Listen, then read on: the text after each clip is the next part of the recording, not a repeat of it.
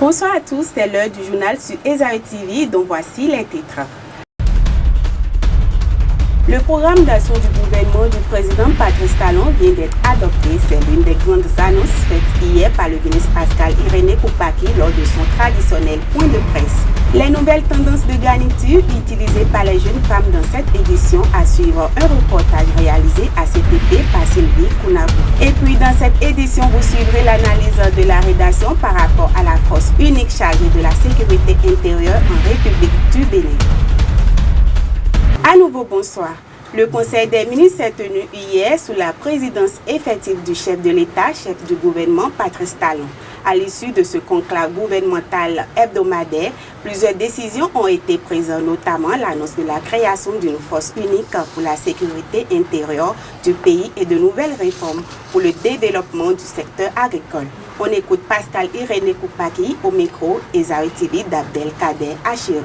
Le président de la République a pris le 16 septembre 2016 un décret qui met la gendarmerie nationale à la disposition du ministère de l'Intérieur et de la Sécurité publique pour emploi.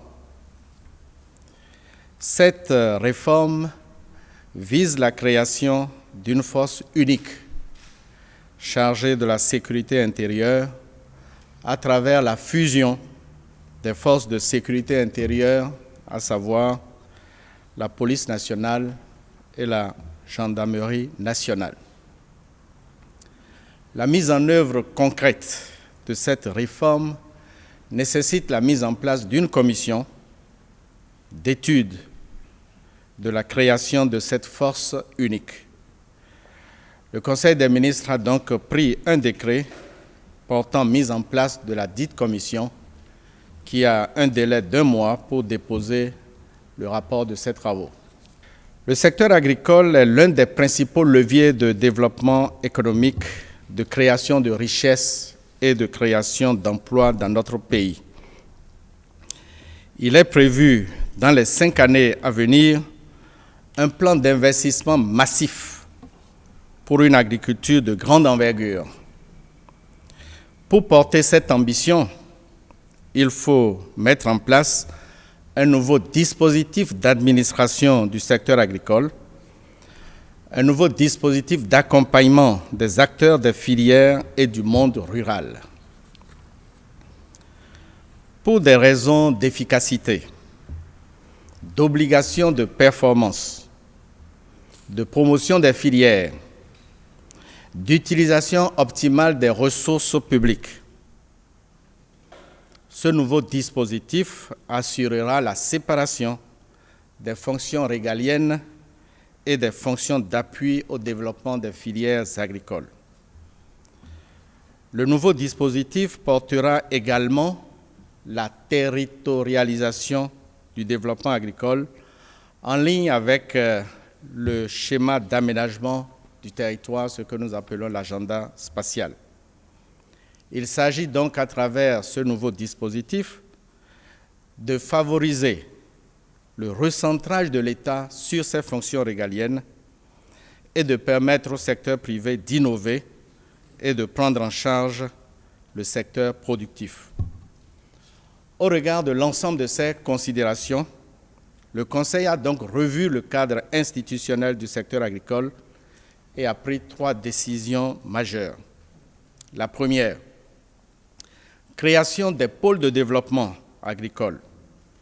L'ensemble du territoire national est découpé en 7 pôles de développement agricole.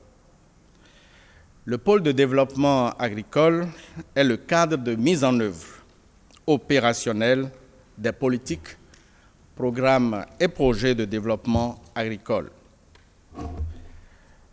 Le pôle représente un territoire de développement organisé autour d'un nombre limité de filières prioritaires, moteurs de développement économique d'un ensemble de communes dans une perspective d'intercommunalité.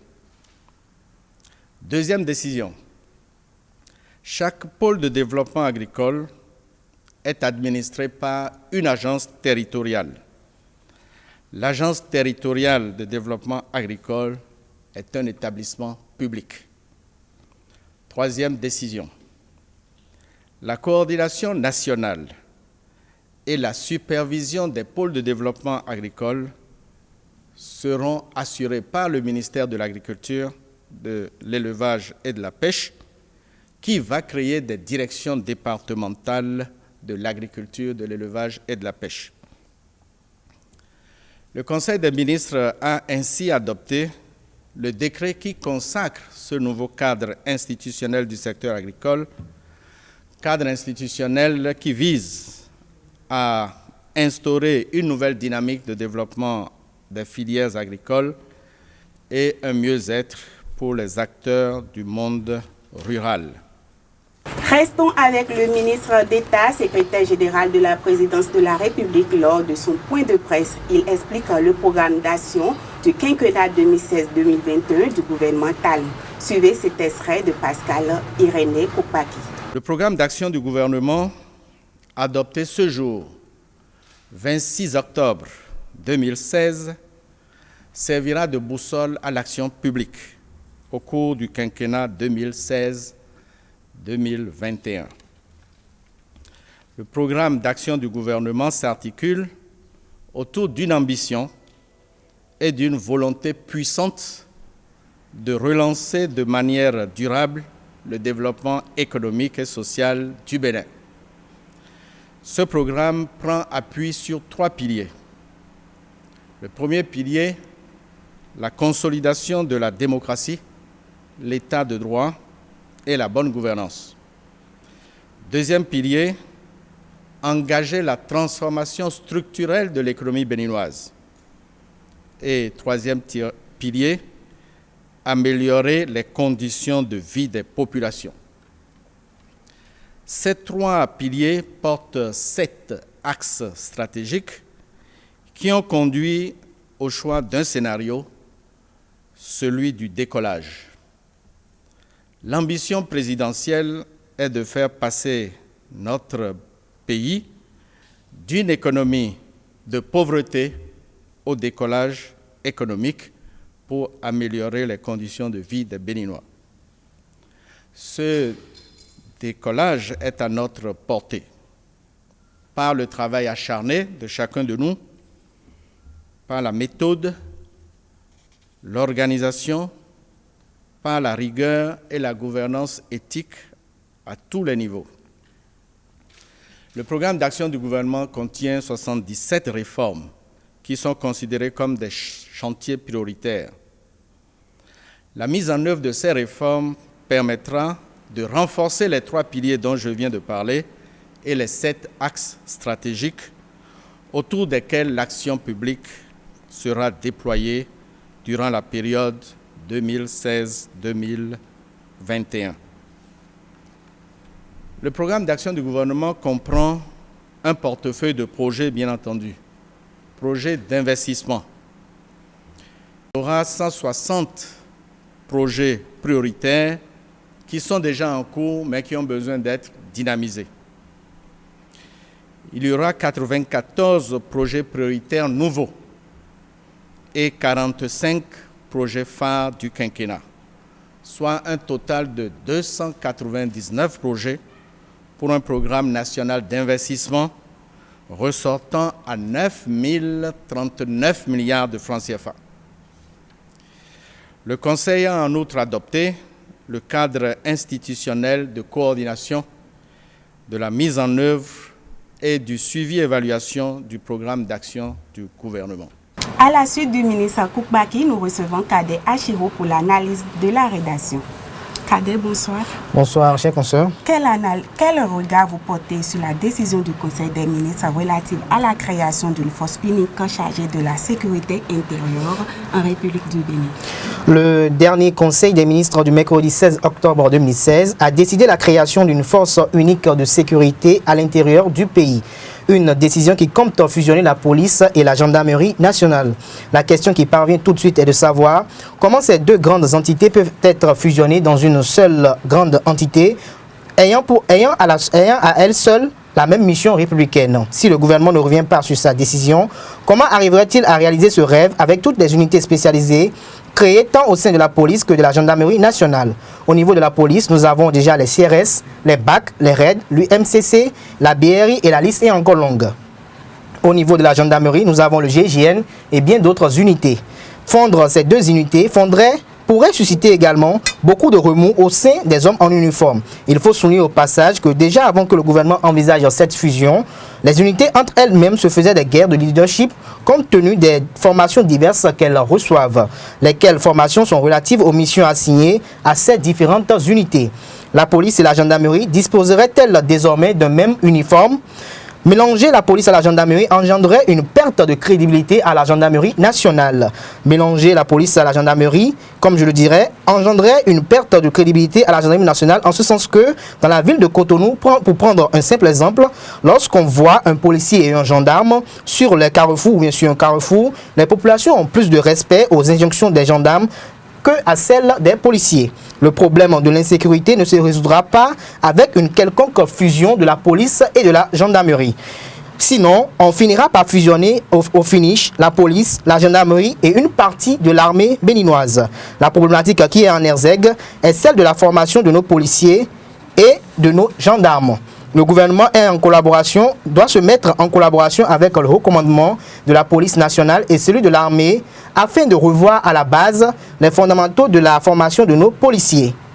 En dehors de cette formation, nos forces de sécurité souffrent d'un manque important de moyens pour assurer leur mission régalienne. Les hommes en uniforme manquent de motivation car leurs salaires ne sont pas en accord avec les réalités sociales de la vie qui ne les inspirent pas ou les motivent pas à un sacrifice patriotique. La question des statuts particuliers qui a été pendant longtemps objet de lutte pour ces agents en uniforme aura-t-elle son destin voué à l'échec? Dans tous les pays du monde, la gendarmerie est sous la tutelle du ministère de la Défense. La police est urbaine et la gendarmerie appuie l'armée pour la sécurité territoriale. On comprend qu'au Bénin, pour des raisons d'efficacité, on affecte la gendarmerie au ministère de l'Intérieur. Dès lors, la police et la gendarmerie répondent à l'unanimité d'un seul et unique commandement, celui du ministre de l'Intérieur. Espérons que la commission, qui déposera son rapport dans un mois, analysera la situation dans tous les sens possibles. À cela, il faut souhaiter que les spécialistes des questions de défense et de sécurité qui coupissent dans leur coin soient consultés pour une réflexion profonde de cette décision, car c'est de la sécurité intérieure du territoire qu'il s'agit. Le gouvernement aura-t-il une fois encore manqué de tact et de précaution? Les prochains jours, nous édifierons sur cette question. Merci Kader pour cette analyse. Merci ma chère. Nombreuses sont des jeunes filles qui utilisent des couches jetables lors de leur cycle mensuel. Quels sont les risques de santé auxquels elles sont exposées? Sylvie Bounakbo s'est intéressée à la question. Les marchés du Bénin sont de plus en plus envahis par les couches jetables des bébés et des femmes. Face à la mévente de certains produits, la vente des couches jetables est le commerce le plus rentable à Dantokba, le grand marché du Bénin. Je vends couches navales et puis médicales. C'est destiné aux jeunes filles. C'est les jeunes filles qui portent ça souvent. Donc elles viennent acheter chez nous. Et puis les grossistes aussi viennent acheter. Ça nous avantage, c'est ce que nous faisons. Ça nous avantage d'autant plus que ça sort vite. Ça sort beaucoup plus vite que d'autres. C'est à 500 francs dans les quartiers. Moi, je ne vends pas beaucoup, je vends. Les jeunes filles sont les plus grandes consommatrices des couches jetables pour se protéger pendant les périodes de menstrues. Un comportement qui pose des problèmes environnementaux puisque ces couches sont jetées dans la nature après usage. Les jeunes filles préfèrent les couches à jeter que les couches que nos mamans utilisaient avant. Je ne vais pas utiliser les couches à jeter, j'ai utilisé ce que nos mamans ont utilisé. Mais moi, j'aurais préféré les couches que nos mamans utilisaient comparativement à ça. Avant, ils utilisaient les couches que nos paille. Et quand toi, une fois tu portes ça, quand tu veux te laver, tu enlèves ça et puis tu laves ça, tu sais ça au soleil. Aujourd'hui, il n'y a plus de ça. Quand les jeunes filles portent ça, elles jettent ça dans les caniveaux, dans les WC, tout ça là. Donc elles n'apprennent pas, elles ne savent pas comment laver vraiment leurs couches ni leurs silicone. C'est ce que moi je prépare dans les couches à jeter. Outre ce problème environnemental, l'usage des couches jetables exposerait les jeunes femmes utilisatrices à un risque d'infection. L'avènement de certaines couches. On monte à 3 ans environ, où il y a une flopée de variété de couches sur le terrain. Les femmes sont obligées de garder toute la journée avant de jeter parce qu'ils estiment que ça peut contenir des quantités de litres de sang qui les empêchent, qui les mettent en condition de ne pas être obligés d'en changer à l'endroit de journée. Le côté négatif pourrait être une réabsorption donc, de ce flux qui peut être à l'origine de certaines infections génitales pour les pectes ou le corée, comment dire. Nous n'avons pas fait des études statistiques pour dire. Quel que soit le moyen utilisé par la femme en période, elle doit changer son protège au fur et à mesure que c'est mouillé. L'Association des professionnels des pains sucrés et des produits de pâtisserie APPS au Bénin organise la sixième édition de la formation pédagogique en pâtisserie depuis mercredi 26 octobre 2016 au ministère de l'Industrie, du Commerce et de l'Artisanat. On écoute Jean-Bernard Favi et Alain Hermine au micro de Leandro Kodo et de Anifat Boukari. L'intérêt du ministère à soutenir une activité pareille est d'abord que ces praticiens du pain, de la boulangerie, sont après tout des commerçants. Des commerçants où une partie même rentre dans l'industrie. Alors, ça rentre normalement dans le cadre des activités du ministère et à partir de ce moment, nous devons les soutenir. La deuxième chose est que le pain est consommé par beaucoup de personnes dans notre pays. Et si une formation doit être donnée à ces praticiens pour qu'ils puissent avoir plus de formation, plus d'expérience, encore que c'est une équipe venue de la Vendée qui leur accorde cette formation, je crois que ce transfert de technologie permettra d'améliorer ce qui se fait déjà et permettra également d'innover parce que nous ne devons pas continuer à manger le même pain auquel nous sommes habitués depuis plus de 50 ans, mais évoluer, améliorer ce qui se fait pour la satisfaction de nos populations. La troisième chose est que, vous savez, le pain peut se fabriquer avec plusieurs types de céréales.